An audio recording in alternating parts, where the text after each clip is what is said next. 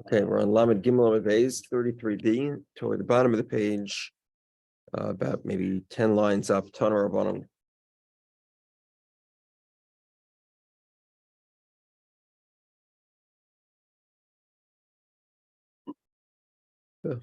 Okay. So we're in the middle of a discussion of the brachos and klalos, the blessings and the curses of Har Gerizim and Har Eifel. So like we said, the format of how it would take place was told by Hashem to Moshe Rabbeinu, who told it to the Jewish people, and this is before they crossed over the Jordan River. The event actually happened with Yeshua leading the people, and that was on the other side, in what we call today the land of Israel, in the Israel between the Mediterranean and the Jordan. Okay, now 1 second. Now, so before the event, so we saw yesterday there was a debate whether it happened in the Shomron, the Samaria region, which is near modern day Shechem, Nablus, or if it took place near Gilgal, which is right next to the Jordan River. Now, in order to get to the point where they actually where the event actually occurred, they had to cross over the Jordan River. And of course, because of that, the Gemara now discusses the miraculous crossing of the Jordan River, which of course is mentioned in Hallel, right? We say Hayardin Tisav Achar, the Jordan flowed backwards. So let's get to it.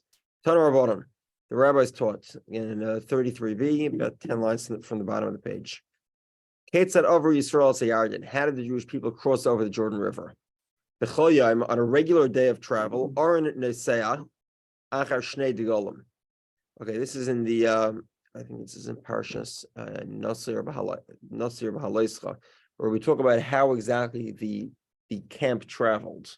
So when they were in encampment, there were 12 tribes, right? There were what was it? It was a grid of, I think there were 4 groups of 3 tribes each, and they encamped in a square. So it was 4. There were 3 in the front, 3 on the sides, and then 3 in the back. Okay. So that's how they rested. However, when they traveled, the first 2 would go, then the Aron would start moving.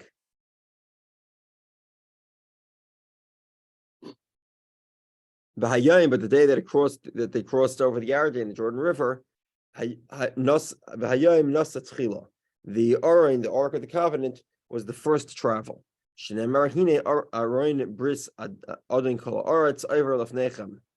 The Aron is going before you, meaning that today was different, and it was unique in the sense that the Aron was first. On a general day, the Levium would carry the Aron. Right, for example, the famous Levi who carried the Aron was Korach. Korach was from the Nesia Aron. Korach was a Levi. He was upset that he was Levi. He wanted to be Kayan. Right. And he was the most prestigious of the Levium. He merited to carry the Aron, which is a very prestigious job. Okay. So that was a general day. But the day that the Aron was brought forth to lead the camp toward the Jordan River, it was carried by the Kehanim.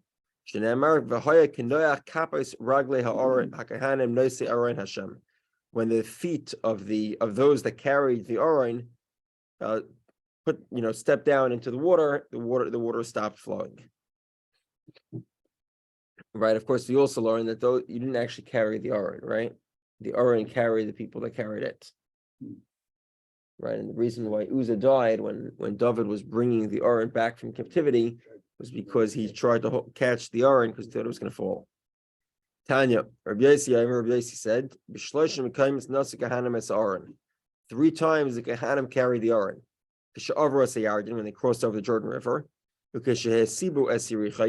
when they encircled Yericho. Yericho was a fortified city. Eventually, God miraculously sunk the fortifications into the city.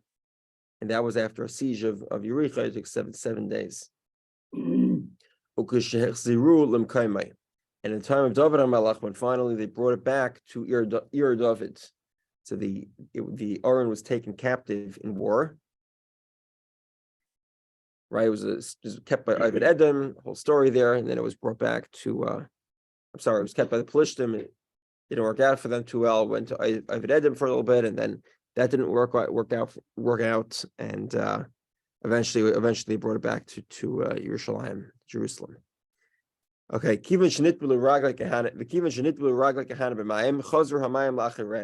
as soon as the feet of the Kehanim touched the water stopped flowing. Shenemar ukeboy noise Aron ad hayardin, vayamdu hamayim hayardim mamala.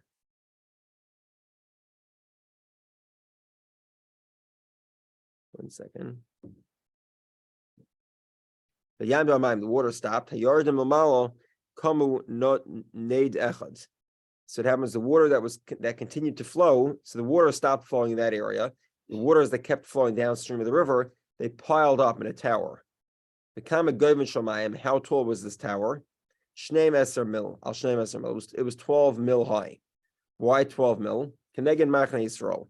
So in other words, the line of the Jewish people was 12 mil.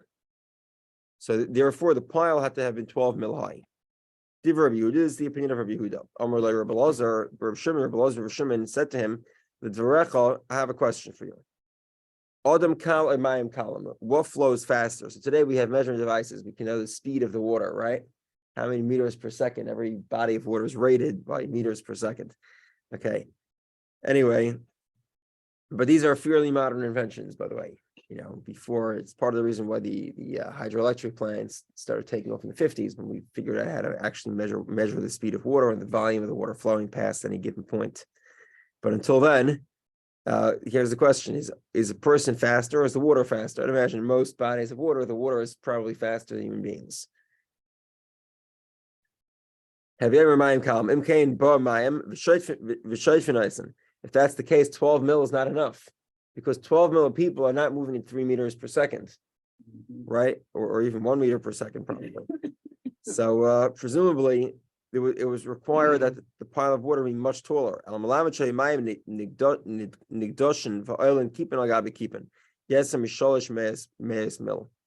It sort of got stacked up on top of, kippin typically means like a dome.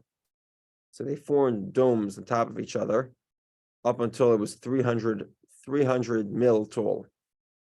It was so tall that everybody was able to see it.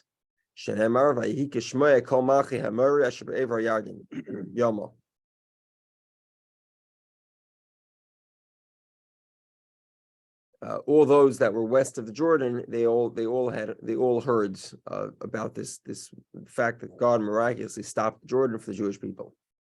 By the way, the Jordan River has been dammed fairly recently as well. So the Jordan River does not flow the way it used to flow. More like a little stream. Yeah, exactly. It was there, and it's been dammed since Pinchas Rambam dammed it, which was I think in the 30s, not earlier. So Pinchas Rambam is the guy who brought electricity to Israel. They named one of the big power plants after him. Okay. Okay, the fact that Hashem dried up the waters of the Jordan River before the Jewish people, so that they can pass through ad avram, until they pass through. And their hearts were melted. They were scared. They were sort of scared of the power that the Jewish people would have, and they were afraid they would lose in the battle. Moreover, Rochav the Zaina, she's the prostitute, but she's famous for hosting the 2 spies that Yeshua had sent in, specifically into Yericho, to figure out how to get into Yericho. Because we heard how Hashem dried up the rivers of the Yam Suf.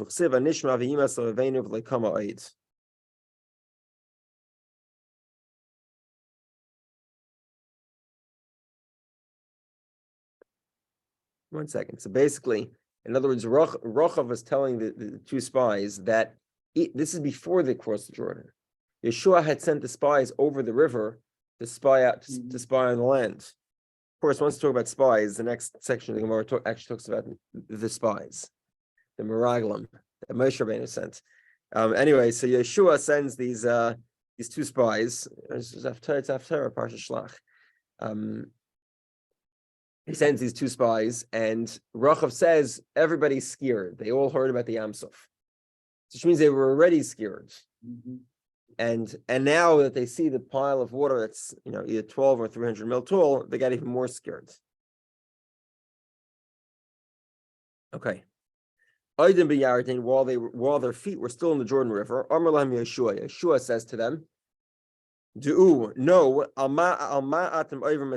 why is God taking you over the Jordan River? Because you're going to conquer the land and inherit it. Because you will inherit the land from all those that are there currently. If you do this, mutav, good. The imlav, if not,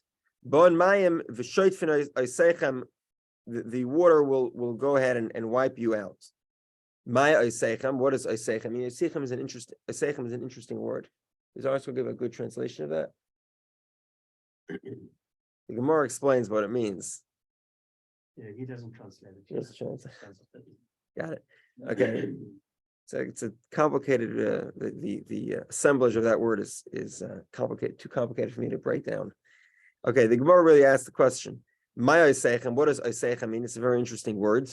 Oisi ve'eschem, me and you. In other words, the purpose here is that we're going to go into the land, we're going to battle, and we're going to conquer the land. Okay, Oidim Medabrim, the Oidim B'Yarden, they're still standing in the river. Again, the river is dry, obviously. Amar lahem Yeshua says to them, Harimu lachem ish even achas al shechma, l'mispa shifta Yisrael. Every person should pick up a stone, the amount of shvatim. So every shevet picked up one stone. So that this be a sign to remember what occurred. Because on a later date, your children will ask you, what exactly are these stones? This is a sign that we've traversed the Jordan River and God dried up the river. We'll soon talk about those stones. They were quite large. One second, hold on.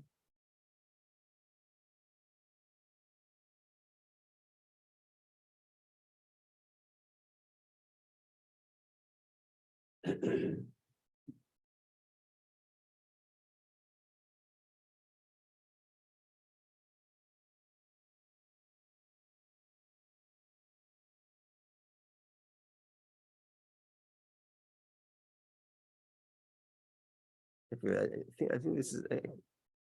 One second.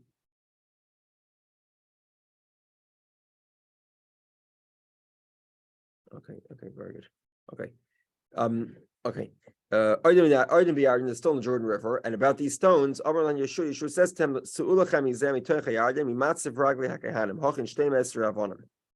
from underneath. Okay, there it is. Second. Hold on.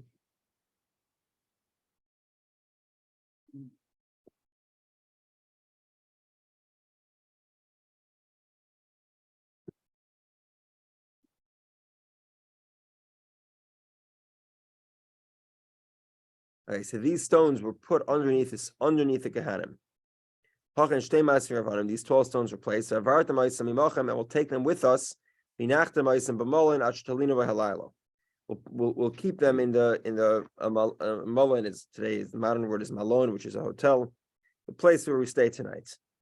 In any hotel. You'll take it to the hotel that we sleep in tonight, the place where we sleep. You make reservation? Yeah. Rabbi, page position, please. We are on 34A, about 7 lines from the wide lines. You say a TripAdvisor serving since Joshua crossed the Jordan. So TripAdvisor has been serving since Joshua crossed the Jordan. Okay. Okay. First word in line. Yehudah. Amar of Yehudah. Abba Chalafta, Rabbi Eliezer ben Masya. So Rabbi Yehudah, the father of Chalafta, Rabbi Eliezer, the son of Masya, V'Chananya ben Chachinai, Chananya, the son of Chachinai. Amdu al Oisen Avanim, they measure these stones. V'Shiram Kol Achas V'Achas Shkula Karabam Sa. Each of these stones were 40 sa big. Okay. What is that? What's it equivalent to visually? So, What would it so be like? it's very hard to know because sa is a measurement of volume. So what exactly? It's the size of a mikvah. Now, technically speaking, now typically we say the minimum requirement of a mikvah is a cubic meter, 1,000 liters. But realistically speaking, if you actually break it down, it's really much smaller than that. Now, nobody today will build a mikvah that will hold less than 1,000 liters. That's considered the minimum. Again, so I'm just saying that's what we'll do halachically, but actually, the mikvah is a lot smaller. It's probably closer to 250 liters, 300 liters, maybe 400 liters. Okay. Now, if you took even the smaller amount, 200 liters is going to, 200 liters is a measurement of volume. If you fill it up with water, then it would weigh roughly, 350, 400 pounds. If you're going to be filling it with stone, I don't know what the density factor is. The conversion factor to convert it is Several hundred pounds. Yeah, it seems to be clearly the case. This is a few hundred pounds. Ugmiri, and we learn that the tu'una the midli inish the kasvei, the weight a person can hold on his shoulders, tilsa the tu'una hava. In other words, the weight a person can lift on his own is triple the weight, is 1/3 of the weight that he can carry if it's put onto him. So again, I don't know if we have Olympics to measure. We know the weight of a couple hundred pounds is roughly the weight of powerlifters. Powerlifters can lift a couple, several hundred pounds. Six. I think it goes into the 600 team. But this is a different category. This is not even powerlifting. This is like the Hercules hold. You know that one where they hold it in position. Contest of Hercules. They hold 400 pounds in an upright position. And the weight of them is on the weight. It's like these two beams, each one weighs 200 pounds. They have to hold it up. And the contest is who could hold it longer. Sort of something like that. It's sort of, I don't know if we have an Olympic contest to do this. Anyway, regardless, apparently you can hold 3 times the weight of what you can lift up yourself. Here you can figure out the size of the eshkel. So when the spies came to spy in Israel, they brought back with them from the fruits of the land. And they found a cluster of grapes that was so large, it took 8 people to carry. They carried it with sticks, with 2 sticks. They carried it with sticks. Presumably, if they carried with sticks, it was 2 sticks.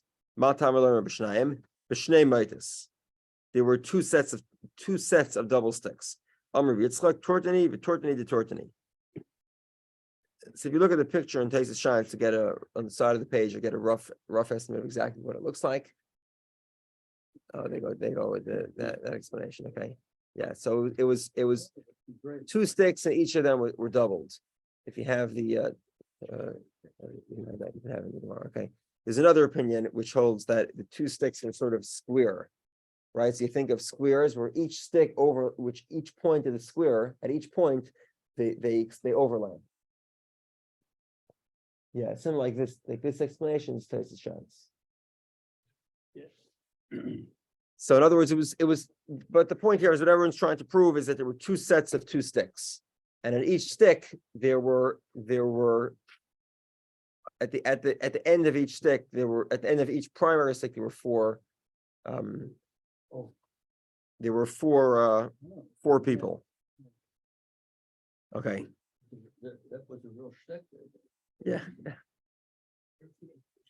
Okay. Okay. Tzad. 8 of them had to carry this cluster of grapes, which obviously means the weight of that thing must have been enormous.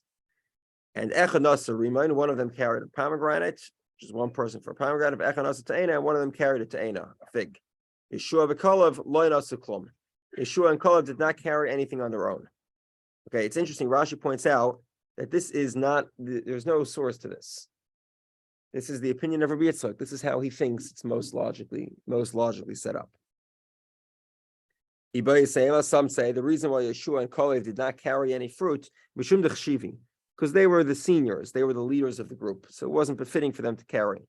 Another possibility is They had no plans on joining the machinations of the Meraglim, which obviously later resulted in an absolute catastrophe. We'll discuss more. Okay, Pligi bar Rav Ami Rav Yitzchak Nafcha. Rav Ami and Rav Yitzchak Nafcha have a debate. So we just saw previously on the top of the page, we had a debate between Rabbi Yehudah and Rabbi Elazar and Rav Shimon. The debate was, how high did the water of the Yarden get stacked? Right? So according to Rabbi Yehudah, the length of the camp is 12 mil. So the water was stacked 12 mil high. According to Rabbi Elazar, the length of the camp was the length of the camp was the same, but because the water flowed at a much faster clip, it actually piled up 300 mil. Okay, so now we have a debate. What is the machlekes between Rabbi Yehudah and Rabbi Elazar? According to the first opinion, Chad Amar, Divrei Rabbi Yehudah, Kichani Yosanavu. According to Rabbi Yehudah, that says that it was 12 mil. The way they crossed the Jordan was like the way they rested. Now they rested in a box that was probably 4 mil by 6 mil, I think, something like that. In other words, so they crossed the river in parallel groups. Right, so the Oren came first, and then so there were multiple Shvatim crossing together. So 12 mil is actually way less than the length of the camp. The length of the camp was probably 3 or 4 mil, but because they crossed parallel, so they were able to make it across, and the water only stacked up. The water flowed basically at a rate that was 3 times their paces. The Chad Amar and I'm sorry, the Divrei Rabbi Elazar, according to the opinion of Rabbi Elazar Rav Shimon, Bezachar Zalru. They traversed one after another. So it was 12 mil long, and he holds that they walked very slowly. So it stacked 300 mil. And the second opinion is, everyone agrees that they crossed over in parallel steps, in parallel groups. Marasover, Adam Kalam, Marasover, Mayim Kalam. 1 second.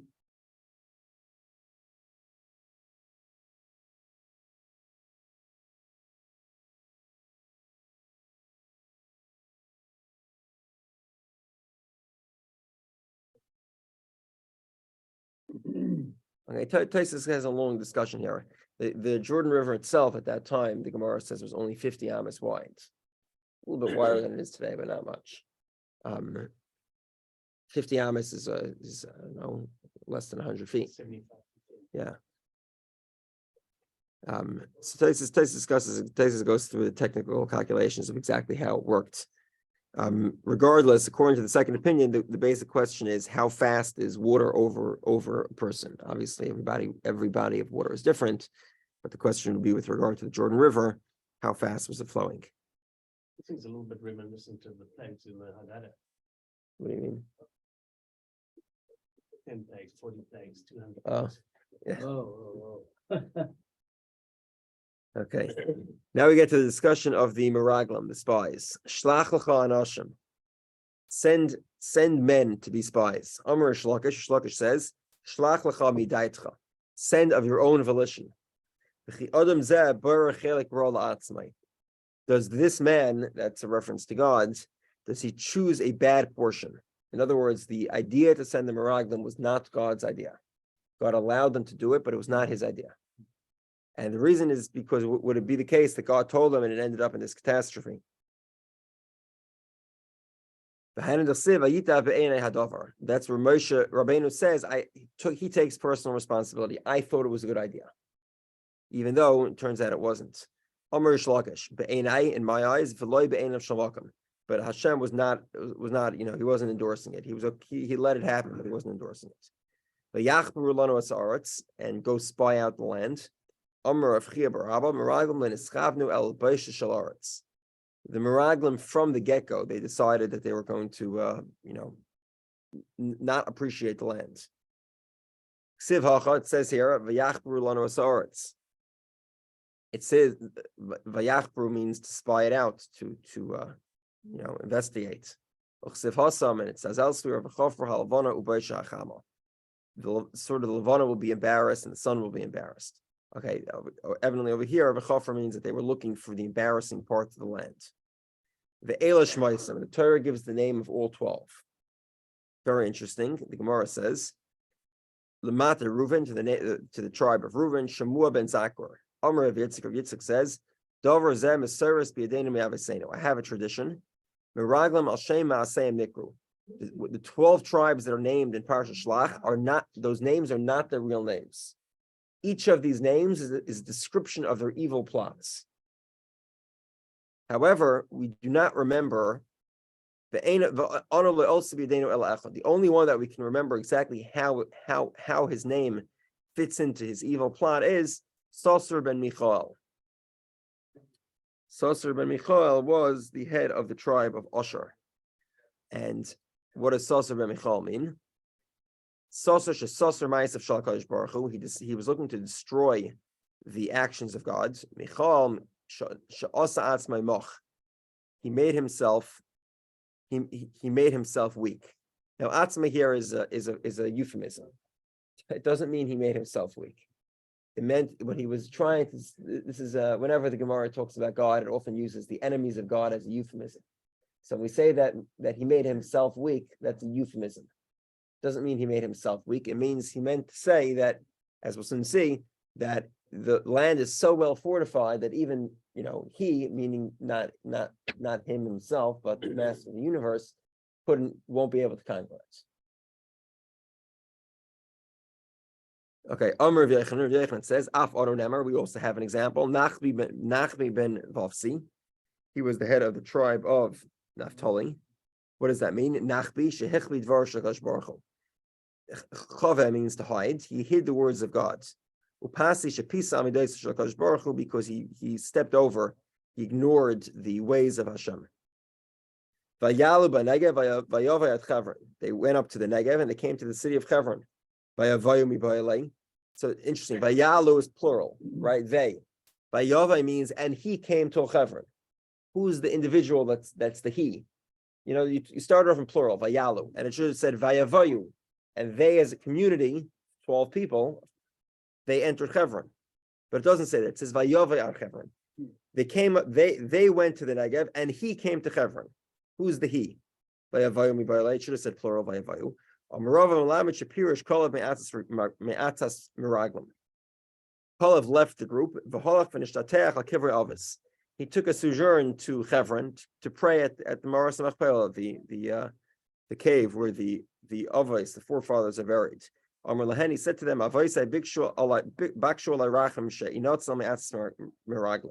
he said to them, please pray on my behalf that I should be saved from the plans of the Meraglim. And again, this is an event where somebody goes to somebody's gravesite and prays at a gravesite. It's an interesting point. It's actually the second time this came up in the Masechta. The previous time was when we learned about why Moshe Rabbeinu's burial place was hidden. Okay. Yeshua, the other one who was saved, Farbikesh Moshe Olav Racham. Moshe already prayed on behalf of Yeshua that he should also be saved, because Moshe obviously got wind of the fact that this Meraglim idea was not going to work out very well. So he had already prayed for Yeshua before he had sent him out. He called Hoshea, he changed his name to Yehoshua. And what was that a reference to? Hashem should save you from these people's plans. And this is what the pasuk says, V'avdi Kollel, my servant Kollel, Eikav Hoysa Ruach Acheres Imai. He had a different spirit within him. Okay, so one of the first things they met in the land was the giants. Achiman, Sheshai, V'Talmai. What do these names mean? Achiman, Miyuman Shabbachiv.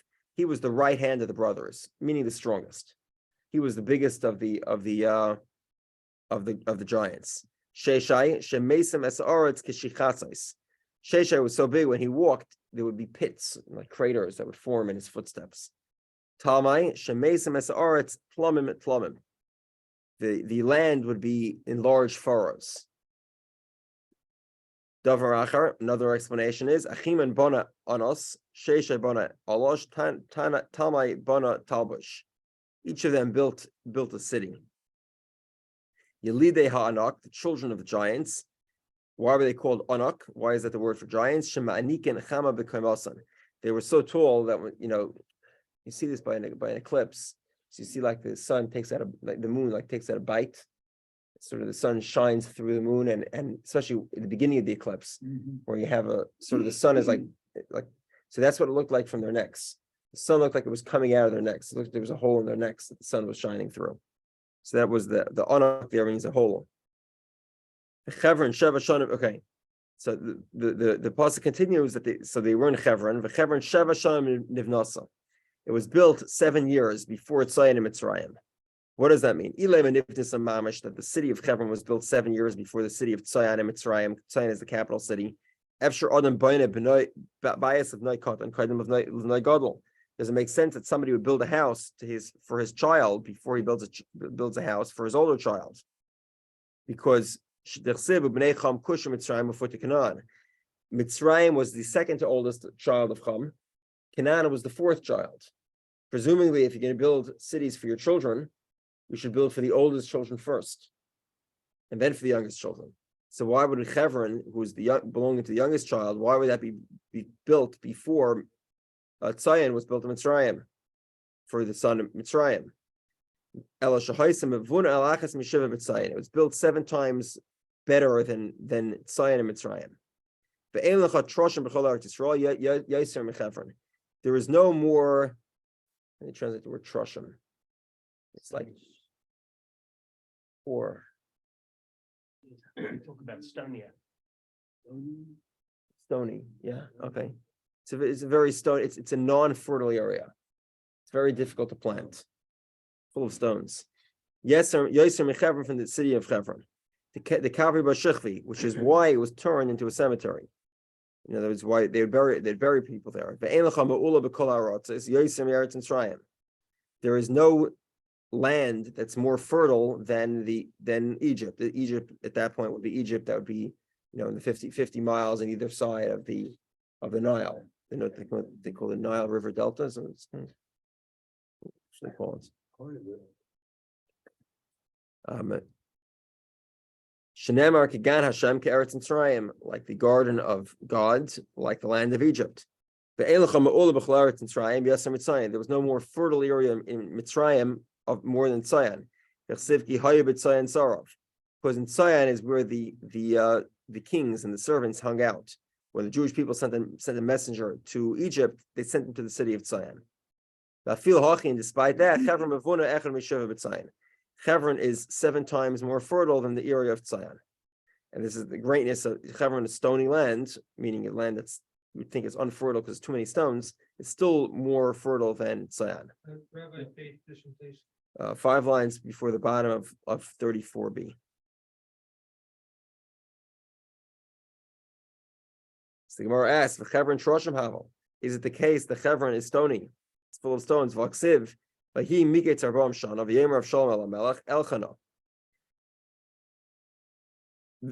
this is at the end of 40 years. Avshalom tells his father David, I want to go ahead and complete my Naziris. So Avshalom had a special type of Naziris, and he was able to cut his hair every now and then. And he wanted to cut his hair. In order to do that, he had to bring korbanos. He wanted to go to Chevron to bring the sheep of Chevron. The Tanya we learned, Elam, the best rams, Mimayav, that they come from Mayav. Kvasim, the best sheep, Mechevron, they come from Chevron. So you see, the Chevron was at least some level fertile because it was able to support flocks of sheep. The Gemara says no. To the contrary, I did the Klisha Ara of the rail, the Shaman Kinyana. To the contrary, because it was so stony, nobody planted there. And it grew, basically grass grew on its own, and the sheep would come ahead and take from the grass.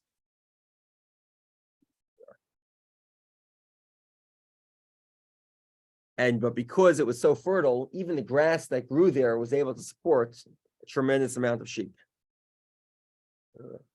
135A now, Rabbi. Yeah, well, but last line of 34b.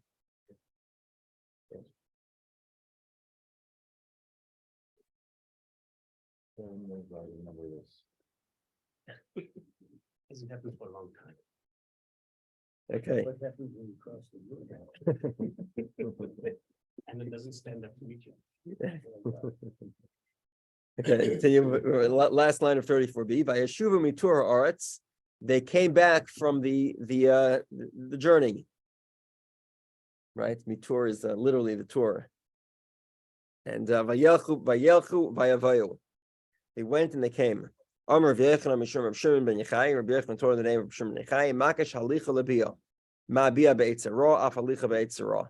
We see that their leaving and their coming was with the same intentions. Just like when they returned, they clearly had a negative eye toward the land.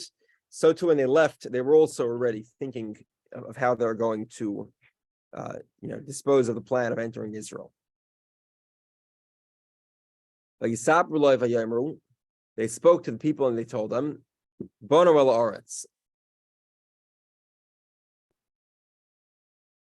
So they started off saying, the land is very fruitful, it's very fertile, and here is the fruit, these massive fruits. And then they go on and they say, Efes kiaza it's too strong to conquer. Rabbi Yochanan says, Mishum Rameir in the name of Rameir, Kolosh and Harish aim by Dover Emes B'Tchilosai, Ein Miskayim B'Seifai.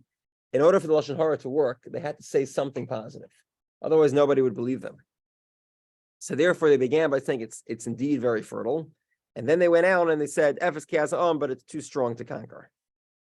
Vayahas Kolev Esa'am El Moshe. Kolev silenced the people. Amarava, what does this mean? She'asisam b'dvarim. He tricked them. We'll explain. Pasach Yeshua. Yeshua tried arguing.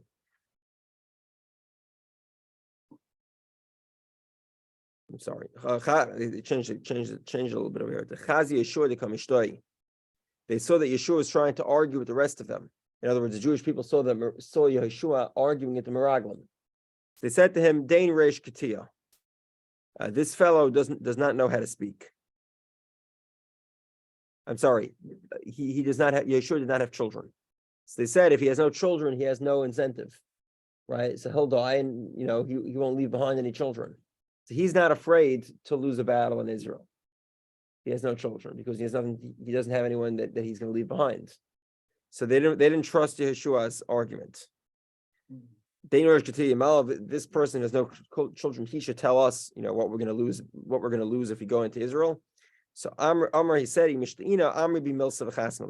I start arguing with them, they're going to just shut me up right away. So Amr Lahen, he said to them, so he tricked them. He said, is this the only thing that Ben Amram did for us? Presumably they thought he was about to say, is this the only problem that Moshe Rabbeinu was giving us? Presumably he's going to give a list more of additional problems that Moshe Rabbeinu gave to them. Savri, so the people thought, he's about to list, all the faults of Moshe Rabbeinu. Ishtiku, so they were all silent to hear what Kollel was going to say. Amr lahu, so Kollel said, this is what else he did for us. He took us out of Egypt. He split for us the sea. He fed us the man. If he tells us build ladders and climb up to the heavens, won't we listen to him? So even no matter how difficult it is, we certainly will be able to conquer the land. Okay.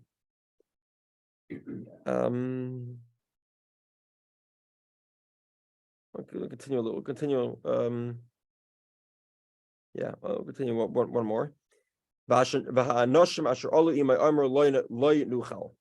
as soon as they finished, as soon as Kollel tricked them, so the others, the 10 spies, basically started arguing with him, and they said, "Lo nuchal, we cannot conquer the land."